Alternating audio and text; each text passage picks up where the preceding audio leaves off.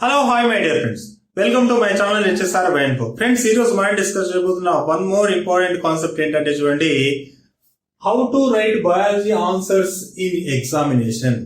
Okay, ఒక exam లోపల biology answer ఏ విధంగా రాస్తే మనకు ఫుల్ మార్క్స్ అనేవి పడతాయి అనేది ఈ రోజు మనం డిస్కస్ చేయబోతున్న ఇంపార్టెంట్ కాన్సెప్ట్. యాక్చువల్లీ ఏంటంటే బయాలజీ లోపల మాక్సిమం మనం ఎంత రాసినా కూడా వాడు మార్క్స్ కట్ చేస్తూ ఉంటాడు. ఎందుకు కట్ చేస్తాడనేది రీజన్ చెప్తాను. ఏ విధంగా రాస్తే మనకు మంచి స్కోర్ అవుతుంది అనే దాని గురించి కూడా మీకు ఎక్స్ప్లెయిన్ చేయడం అనేది జరుగుతుంది. ఓకే, ఈ వీడియోని చివరి వరకు చూడండి. మీరు కనుక నా ఛానల్ని ఫస్ట్ టైం విజిట్ చేస్తుంటే ఖచ్చితంగా సబ్స్క్రైబ్ చేసుకోండి. చివరి వరకు చూసిన తర్వాత వీడియో నచ్చినట్టయితే లైక్ చేయండి. అదేవిధంగా మీ యొక్క ఒపీనియన్ని కామెంట్ రూపంలో తెలియజేయండి. ఓకే, ఇంకా లేట్ చేయకుండా కాన్సెప్ట్ లోకి వెళ్ళిపోదాం. ఇక్కడ చూడండి, బయాలజీ అనేసరికి మనకు గుర్తుపెట్టుకోవాల్సింది ఏంటి అంటే, బయాలజీ అంటేనే డయాగ్రామ్స్. బయాలజీ అంటేనే ఏంటి? డయాగ్రామ్స్. డయాగ్రామేటికల్ రిప్రజెంటేషన్ ఉన్న క్వశ్చన్స్ ని ఫస్ట్ ప్రియారిటీలో చూస్ చేసుకోవాలి. ఫస్ట్ మనం ఏం చేయాలి, ఏదైతే మన మొత్తం సిలబస్ లోపల రెండు రకాల క్వశ్చన్స్ అనేవి ఉంటాయి.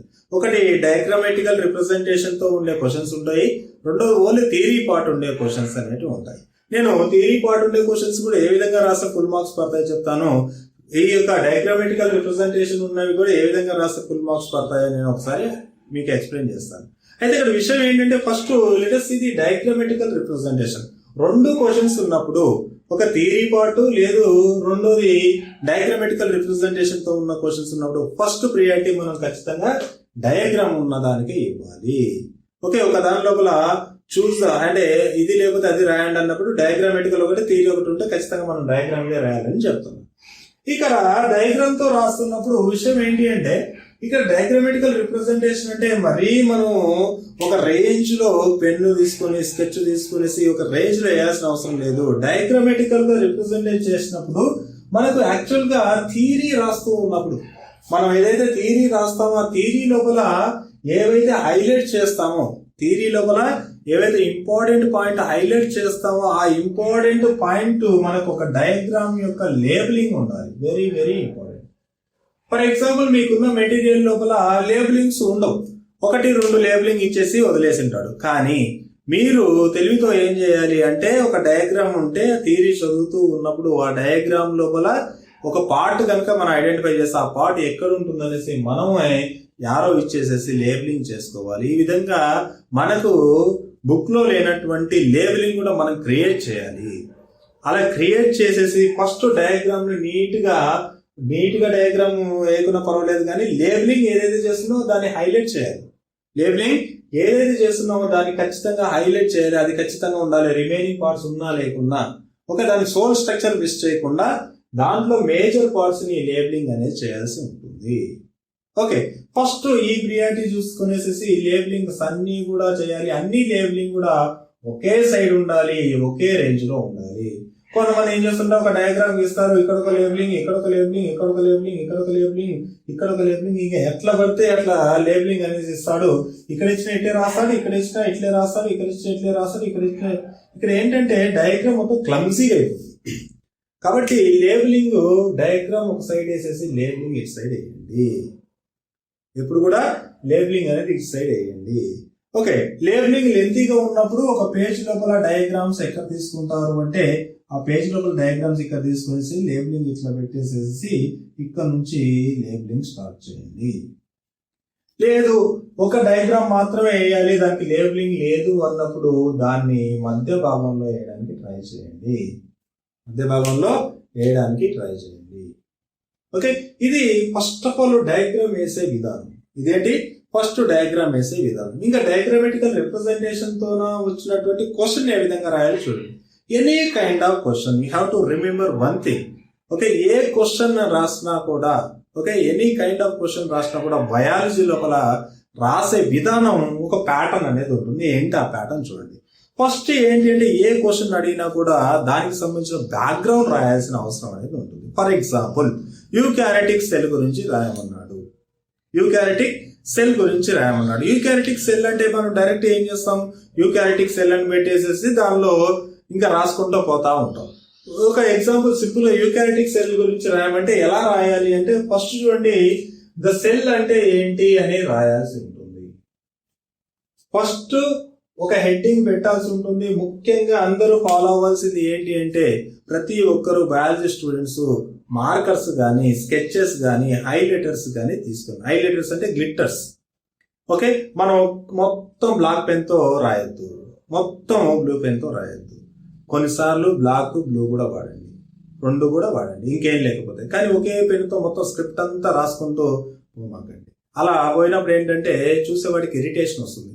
మన యొక్క కాన్సెప్ట్ ఏంటి, అవతల పేపర్ కరెక్షన్ ఎవడైతే చేస్తున్నాడో వాడిని ఇంప్రెస్ చేయాలి. మన క్వశ్చన్ తో వాడిని ఇంప్రెస్ చేయాలి. ఇంప్రెస్ చేయాలంటే వాడికి కష్టం చేయకూడదు. మనం ఏదైతే క్వశ్చన్ రాస్తున్నామో వాడు కష్టపడకూడదు. ఈ వెతుక్కోవల్ల వాడికి నేను ఇక్కడ ఇది రాశాను, ఇది హైలైట్ చేసి చూస్తే వాడు ఆ పాయింట్స్ చూసుకుంటూ కరెక్షన్ అనేది ఈజీ అవుతుంది. వాడికి మన మీద మంచి ఇంప్రెషన్ అనేది వస్తుంది. కాబట్టి ఏం యూజ్ చేయాలి, అయితే గ్లిట్టర్స్ అన్న యూజ్ చేయండి, స్కెచెస్ అన్న యూజ్ చేయండి. ఓకే, ఏవైనా మార్కర్స్ ఉంటాయి. ఓకే, చిన్న సన్నని మార్కర్స్ ఉంటాయి, ఆ సన్నని మార్కర్స్ అన్న యూజ్ చేయండి. మరి ఇతర పేజీలు రాస్తే అవతల పడే విధంగా అట్లాంటివి తీసుకోమాకండి. Okay, clear. ఇప్పుడు చూడండి, ఒక సెల్ గురించి, యూకారియోటిక్ సెల్ గురించి రాయమంటే ఫస్ట్ మనం రాయాల్సింది దాని యొక్క బ్యాక్గ్రౌండ్ రాయాలి. అంటే డైరెక్ట్ క్వశ్చన్ టు ఆన్సర్ రాయకుండా నాకు చాలా వరకు తెలుసు ఈ సబ్జెక్ట్, మీరు అడిగిన క్వశ్చన్ కి బ్యాక్గ్రౌండ్ కూడా నాకు తెలుసు అనేసి ఒక లిటిల్ బిట్, ఒక చిన్న 2-3 లైన్ లో వానికి బ్రీఫ్ గా ఇవ్వాలి. ఎలా అంటే చూడండి, ఒక యూకారియోటిక్ సెల్ అడిగినాడు, ఆన్సర్ యూకారియోటిక్ సెల్ రాయాలి. కానీ బ్యాక్గ్రౌండ్ ఏం రాయాలంటే సెల్ అంటే ఏంటి, ఆ సెల్ ఎక్కడ ఉంటుంది, ఆ సెల్స్ అన్ని కలిస్తే టిష్యూస్ ఏ విధంగా ఏర్పడతాయి, టిష్యూస్ అన్ని కలిస్తే ఆర్గాన్స్ ఏ విధంగా, ఆర్గాన్ సిస్టమ్ ఆర్గానిజం లోపల ఒక సెల్ ఉంటుంది, అట్లానే చెప్పొచ్చు. లేదు అంటే ఒక ఆర్గానిజం తీసుకొని ఆర్గానిజం నుండి ఇట్లా ఆరో మార్క్స్ పెట్టుకుంటూ పోవాలి.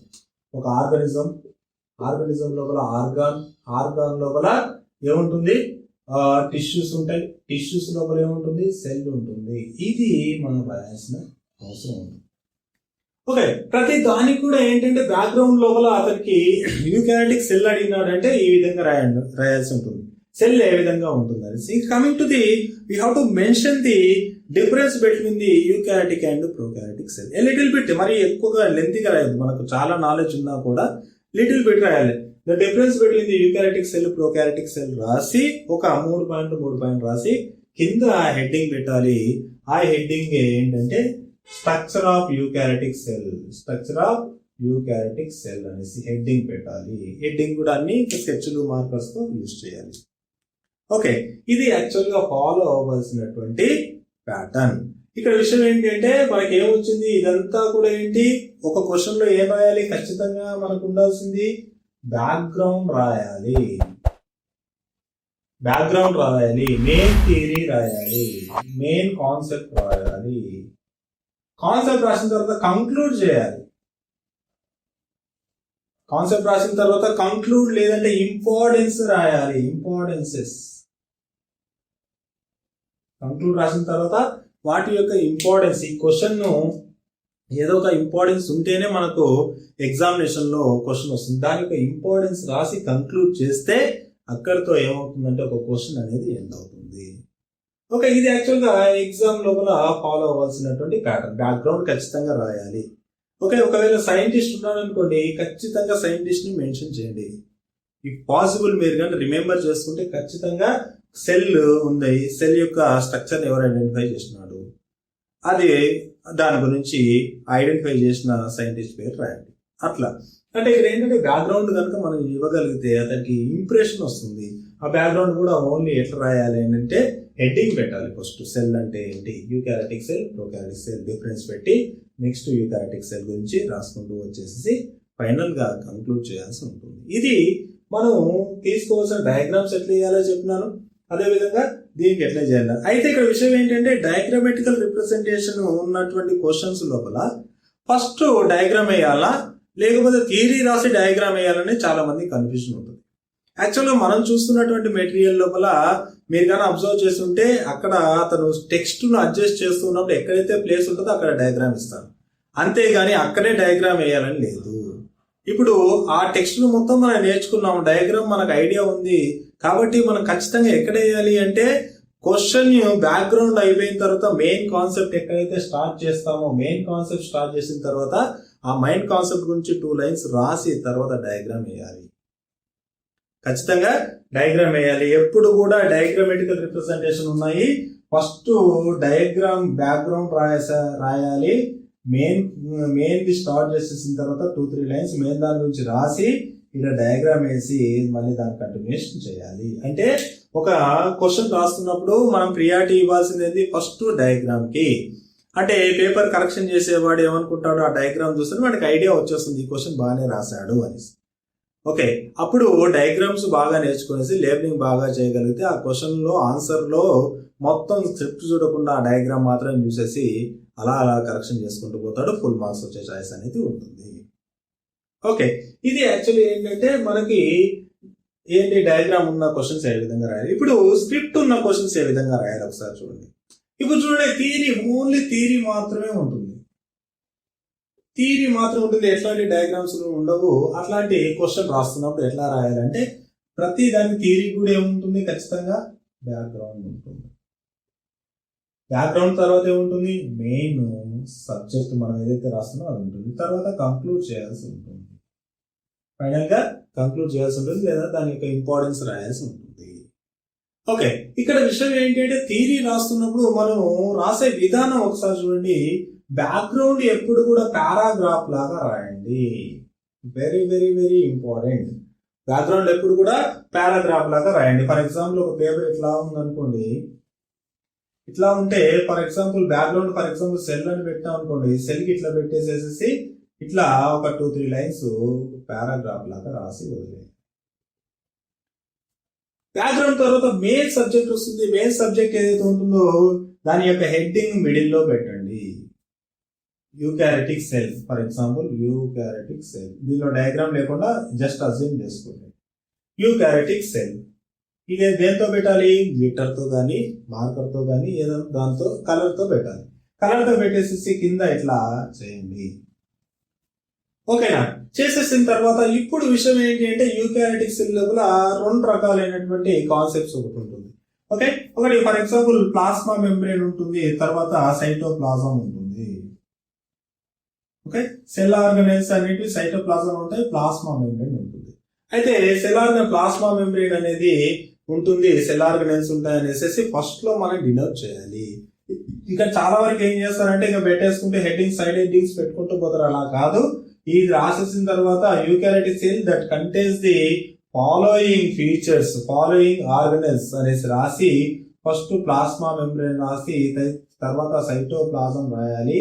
Again cytoplasm that contains the many types of organelles ఉంటాయని రాసేసి చూడండి.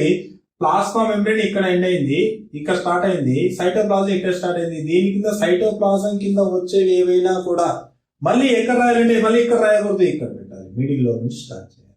ఇక్కడ for example mitochondria, Golgi complex, తర్వాత ఇంకా సో ఇట్లా అన్ని పెట్టుకుంటూ ఫైనల్ గా పోయేసేసిన తర్వాత మళ్ళీ ఏం చేయాలి అంటే ఖచ్చితంగా మళ్ళీ ఇక్కడ ప్లాస్మా మెంబ్రేన్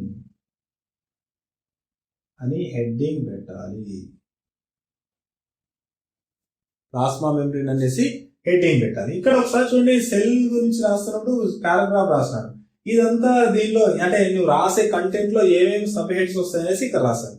ప్రతి సబ్ హెడ్ ని మళ్ళీ ఇక్కడ పెట్టేసేసి దీనిలో రాయాలి. ఇక్కడ రాస్తున్నప్పుడు గుర్తుపెట్టుకోండి, ఇక్కడ రాసేటప్పుడు ఎప్పుడు కూడా పాయింట్స్ రూపంలో రాయాలి.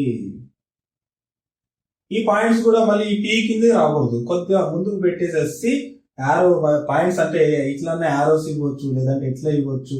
ఓకే, లేదంటే ఎట్లా ఇవ్వచ్చు, ఏ విధంగా అయినా సరే. ఒకటి ఈ యారో అనే ఇస్తూ రాయొచ్చు, లేదంటే ఓన్లీ డాష్ ఇస్తూ రాయొచ్చు, ఈ స్టార్ అని ఇచ్చవచ్చు, ఇలాంటి స్టార్ అని ఇవ్వచ్చు, ఏదైనా ఇవ్వచ్చు. పాయింట్ వైజ్ గా కిందికి రాయాలి. ఎప్పుడు కూడా పాయింట్ వైజ్ గా కిందికి రాయాలి. అగైన్ దీనిలో ప్లాస్మా మెంబ్రేన్ లోపల కూడా మళ్ళీ సపరేట్ గా ఏదైనా వచ్చిందనుకోండి, ఒక హెడ్డింగ్ వచ్చిందనుకోండి, అప్పుడు ఏం చేస్తాము, ఏదైనా ఒక హెడ్డింగ్ వచ్చిందంటే అప్పుడు ఈ ప్లాస్మా మెంబ్రేన్ లో ఇంకో హెడ్డింగ్ వచ్చింది, ఇంకో హెడ్డింగ్ వచ్చినప్పుడు ఏం చేస్తాము, ఇక్కడ స్టార్ట్ చేస్తాం. ఓకే, ఫర్ ఎగ్జాంపుల్ ఫాస్ఫోలిపిడ్స్ అనుకున్నాం. ఫాస్ఫోలిపిడ్స్, ఈ ఫాస్ఫోలిపిడ్స్ హెడ్డింగ్ పెట్టేసిన తర్వాత దీని కింద రాసేవన్నీ కూడా దీనికి కాకుండా కొద్దిగా ఇట్లా ముందుకు ఇచ్చి రాయాలి. ఇలా ఇచ్చినప్పుడు ఏమవుతుందంటే వాడికి క్లియర్ గా మనం ఏం రాసాము, దేని కింద ఏం రాసాము అనేది తెలుస్తుంది. Okay, clear? ఇది యాక్చువల్ గా మనం స్క్రిప్ట్ లో ఫాలో అవ్వాల్సినటువంటి రూల్స్. ఈ విధంగా కనుక మీరు వాడికి రిప్రజెంటేషన్, వాడికి సింపుల్ గా ఏంటి, రైటింగ్ బాగుండాలి, అర్థం అవ్వాలి, రిప్రజెంటేషన్ బాగుండాలి. ఒక క్వశ్చన్ మనం చదివినప్పుడు దానిలో ఏమేమి ఇంపార్టెంట్ పాయింట్లు అనేది మనకు ముందే తెలిసి ఉంటుంది కాబట్టి ఆ క్వశ్చన్స్ లో రాస్తున్నప్పుడు ఇంపార్టెంట్ పాయింట్ వస్తున్నప్పుడు అక్కడ ఏం చేస్తారంటే ఇలా పెట్టండి. ఫర్ ఎగ్జాంపుల్ యూకారియోటిక్ సెల్ అంటే ఏంటి, DNA surrounded by nuclear membrane అనుకుంటే దీన్ని ఏం చేస్తారంటే ఇట్లా అపోస్ట్రిప్స్ లో పెట్టండి, హైలైట్ చేయండి. దీన్ని ఇట్లా పెట్టినారంటే వాడికి ఏం తెలుస్తుంది, టకటక చూసినప్పుడు okay it is surrounded by nuclear membrane, that's fine, correct అనుకోనేసేసి ముందుకు వెళ్తూ ఉంటాడు. ఇది మనం రాయాల్సినటువంటి కాన్సెప్ట్. ఇంకా ఓవరాల్ గా ఒకసారి చూడండి, గ్రాఫికల్ రిప్రజెంటేషన్ స్క్రిప్ట్ ఉన్న క్వశ్చన్స్ లో ఆప్షన్ మనకుంటే ఫస్ట్ గ్రాఫికల్ రిప్రజెంటేషన్ లో అంటే డయాగ్రామ్ ఉన్న కాన్సెప్ట్ నే మనం చూస్ చేసుకోండి. అప్పుడు డయాగ్రామేటికల్ రిప్రజెంటేషన్ ఇచ్చినప్పుడే మనకు ఫుల్ స్కోర్ అనేది అవుతుంది. రెండో పాయింట్, మనం రాసే స్క్రిప్ట్ ఖచ్చితంగా నీట్ గా ప్రజెంట్ చేయాలి. అలా ప్రజెంట్ చేయాలంటే మనం స్కెచ్లు యూజ్ చేయొచ్చు, మార్కర్స్ యూజ్ చేయొచ్చు, తర్వాత కొన్ని గ్లిట్టర్స్ ఉంటాయి, గ్లిట్టర్స్ కూడా యూజ్ చేయొచ్చు. అవి మరీ ఇతరులు రాస్తే అవతల పడకుండా ఉండాలి. మోర్ ఓవర్ ఏంటంటే ఈ మార్కర్స్, గ్లిట్టర్స్, పెన్సిళ్లలో కూడా యూజ్ చేయకుండా ఉండాల్సిన పెన్నులు ఏంటి ఒకసారి చూడండి. ఖచ్చితంగా ఎట్టి పరిస్థితుల్లో పింక్ తీసుకోకూడదు, రెడ్ తీసుకోకూడదు, గ్రీన్ తీసుకోకూడదు. రిమైనింగ్ కలర్స్ మాత్రమే తీసుకునేసేసి రాయాలి. ఎందుకంటే కరెక్షన్ చేసే వాళ్ళు గ్రీన్ పెన్ అయితే వాడు గ్రీన్ తో చేస్తాడు, కొన్నిసార్లు రెడ్ తో చేస్తాడు. రెడ్ పింక్ సేమ్ గా ఉంటుంది కాబట్టి పింక్ కూడా ప్రిఫర్ చేయకూడదు. ఇవి 3 యూజ్ చేయకూడదు. వీటితో పాటు నార్మల్ బ్లాక్ యూజ్ చేయొచ్చు, ఓకే, బ్లూ యూజ్ చేయొచ్చు, స్కై బ్లూ యూజ్ చేయొచ్చు, ఇలాంటివి చాలా రకాల ఇండిగో కలర్ యూజ్ చేయొచ్చు, ఓకే, వంకాయ కలర్ యూజ్ చేయొచ్చు. ఇలాంటివన్నీ మనం యూజ్ చేయాల్సిన అవసరం ఉంది. ఆరెంజ్ కూడా యూజ్ చేయొచ్చు, ప్రాబ్లం లేదు. మరి రెడ్, పింక్ దగ్గర ఉంటాయి కానీ ఆరెంజ్ కొద్దిగా డిఫర్ అవుతుంది, లైట్ కలర్ వచ్చేస్తుంది. ఓకే, ఇవి యూజ్ చేయకుండా మనం ఏం చేయాలంటే క్వశ్చన్ ని నీట్ గా ప్రజెంట్ చేయగలిగితే చాలు, మార్క్స్ ఆటోమేటిక్ గా పడిపోతాయి. సేమ్ కాన్సెప్ట్ ని ఊరికి నార్మల్ పెన్ తో రాసొస్తే ఒక